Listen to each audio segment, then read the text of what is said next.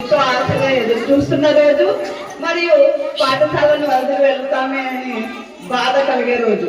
సంతోషం దుఃఖం రెండు కలవరిగా ఉండే రోజే ఈరోజు.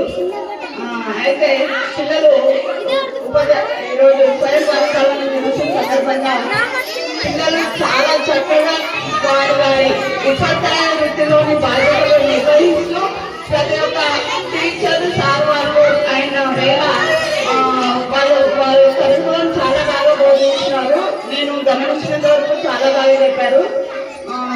అదేవిధంగా ఈరోజు మన హెచ్ఎం సార్ గారు మహిళా దినోత్సవం సందర్భంగానే అంగన్వాడీ వాళ్ళ గుర్తింపు చాలా ఉంది అని సార్ చెప్పడం జరిగింది. అందువల్ల వాళ్ళకు మన తరఫున చిన్న గుర్తింపు కానుకగా చేద్దామని అనుకోవడం జరిగింది. అయితే ముఖ్యంగా